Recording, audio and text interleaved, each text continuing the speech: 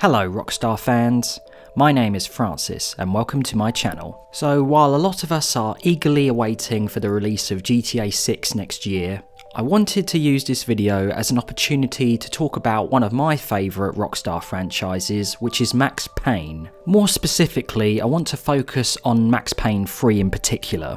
Because while we know Remedy are hard at work on remaking the first two games, 3 feels like it needs more of a remaster than an actual full-on remake. And when you look at what your current options of playing the whole trilogy through on a single platform are, the best option would be to play them all on PC through Steam, or purchasing them on Xbox Series consoles to play them through backwards compatibility, which is the method I ended up using. For PlayStation owners, they only have access to the first game, as it was made available to the PlayStation Store years ago as a PS2 classic game. And despite how old all these games are, they still haven't been made available to Nintendo Switch owners yet.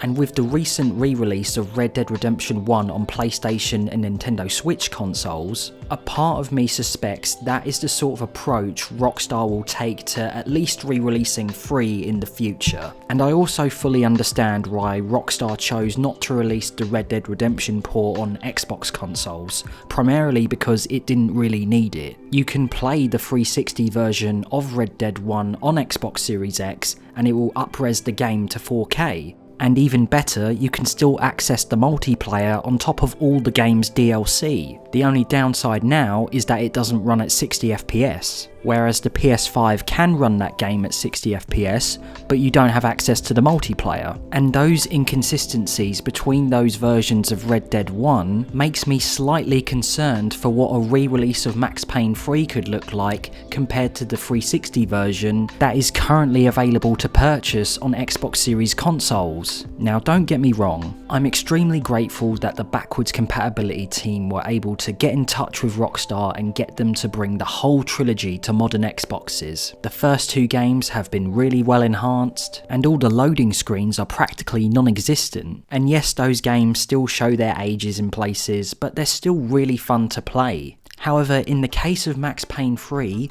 while the single-player campaign is perfectly playable, Rockstar's lack of future-proofing for the 360 version of the game makes it more difficult to recommend. Because despite Max Payne 3 being one of the most heavily requested games to have been made backwards compatible, I feel like it ultimately got added to the program a bit too late. Because if you buy the game brand new on Xbox, you are literally only just getting the single-player content. I know a lot of people mainly play the Max Payne games for their single player narratives, but in the case of 3, Rockstar really put a lot of effort into the multiplayer modes that are sadly no longer accessible on Xbox due to the fact that Rockstar shut down the servers.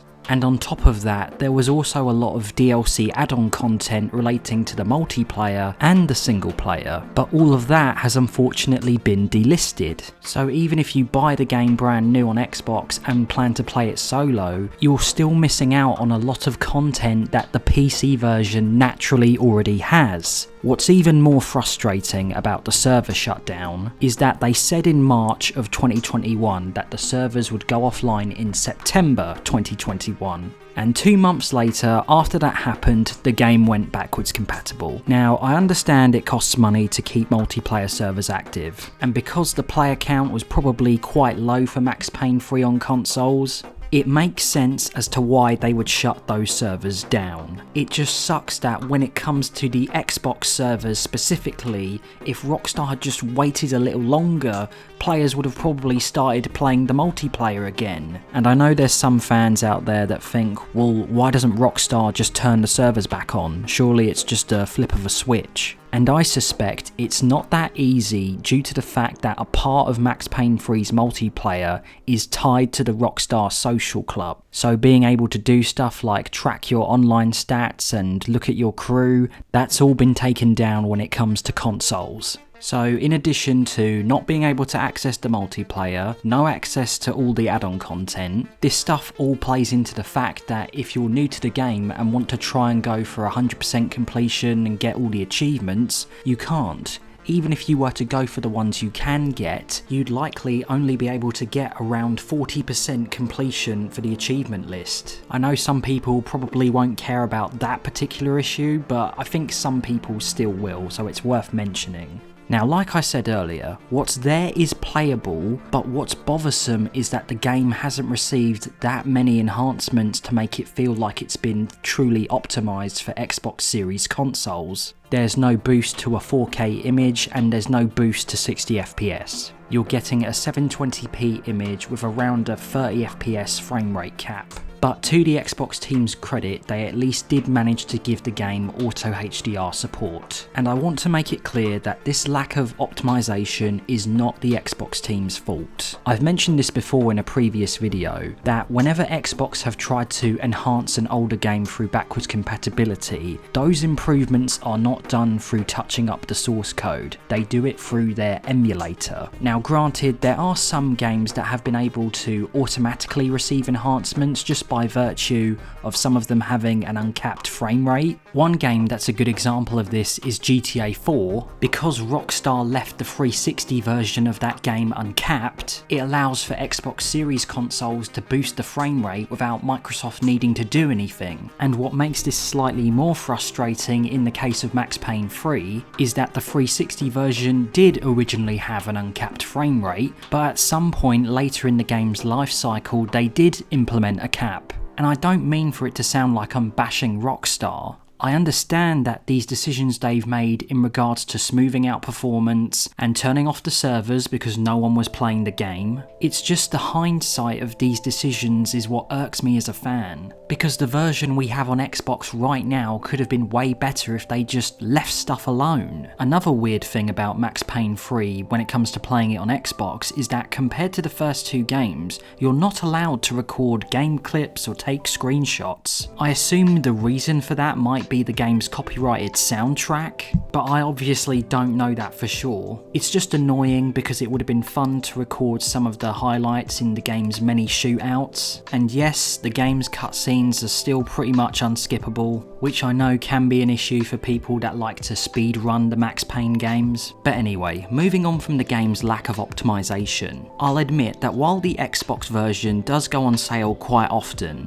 it's still baffling to me that the base price of the game on Xbox is the same as it is on PC. They basically want to charge you 18 quid for the Xbox version that lacks the multiplayer and all its DLC, when the PC for the same price has all of the content and multiplayer features still active. That's just ridiculous. And with all these issues stacked together for the Xbox version, it just makes me think, okay, inevitably they're going to have to re-release the game on PlayStation and Nintendo consoles, but they also need to do it for Xbox, because what we have right now is not the complete Max Payne 3 experience. You know, the recent Red Dead Redemption port got a lot of backlash because it lacked the multiplayer component, and it makes me wonder if Max Payne 3 were to get ported to PlayStation and Nintendo consoles, would we end up seeing a situation where the newer ports have substantially more content than the Xbox version? And the only way Rockstar are going to be able to get around that potential issue is to release that newer port on modern Xboxes as well. So that's all I pretty much have to say on the situation regarding the Xbox version of Max Payne 3. I know we've got the remakes to look forward to in the future, and I am genuinely excited for those. I just hope that Rockstar is going to be careful about re-releasing the whole franchise in the future. I wouldn't want them to do something stupid like delisting the original versions of the first two games. Not only because their original versions are still really fun to play, but also James McCaffrey, the man who voiced Max Payne, sadly passed away recently. Across all three games, he always put in an incredible performance, and his body of work deserves to be preserved. But for now, all we can do is wait on Rockstar and Remedy and see what they have in store for us in the future. Once again, my name is Francis. I hope you've enjoyed the video.